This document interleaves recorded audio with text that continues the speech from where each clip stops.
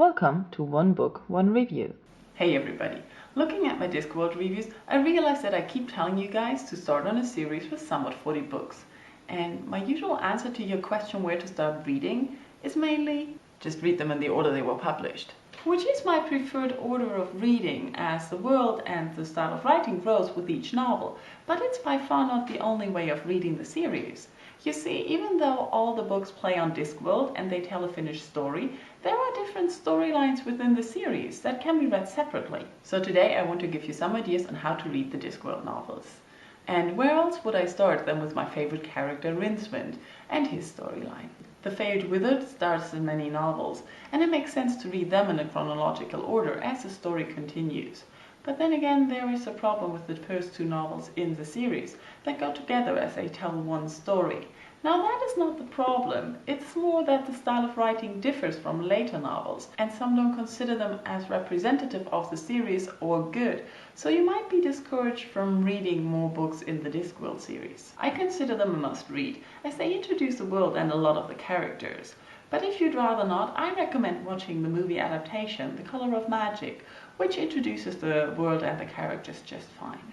And then start reading with Sourcery, which I just reread and loved. Then continue with Eric, Interesting Times, The Last Continent, The Last Hero, and Unseen Academicals. Another storyline focuses on the witches. They are introduced in equal rights, and their story continues with Weird Sisters, Witches Abroad, Lords and Ladies, Masquerade, and Carpe Jugulum. Connected to the witches are the novels about Tiffany Aching. She first appears in The We Free Men, then again in A Hatful of Sky, Wintersmith, and I Shall One Midnight.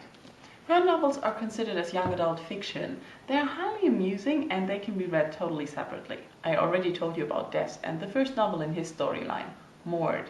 And although he makes an appearance in almost all the other Discworld novels, he's the main character in Reaper Man, Soul Music, Hogfather, and The Thief of Time. If you've watched my Snuff review, you already know the next big storyline in the series, Commander Vimes and the City Watch. Their story begins with Guards, continues with Men-at-Arms, Feet of Clay, Jingo, The Fifth Elephant, Night Watch, Thud, and Snuff. Pyramids and Small Gods can be grouped together, as they do with ancient civilizations. Another group of books deals with the Industrial Revolution on Discworld. This starts with moving pictures, then the Truth and Monstrous Regiments. Going postal and making money continue the revolution, and they feature Moist van Lipwijk, another central character. This covers most of the Discworld novels, but there are many additions to the Discworld series, like maps and calendars, and 3 books that deal with the science of Discworld. They mainly compare the Discworld science to Earth science, and I didn't find them that entertaining. I just started one and not even finished it. Then there are also movie adaptations. I already mentioned The Color of Magic, which I think is well done and enjoyable, just as Going Postal and The Hogfather, which is one of my favorite Christmas movies. Weird Sisters and Soul Music were made into mini-series, which I didn't like as much. I really didn't care for the animation. There are some more movies in the pipeline, and I heard rumors about a CSI Ankh-Morpork, which I'm looking forward to.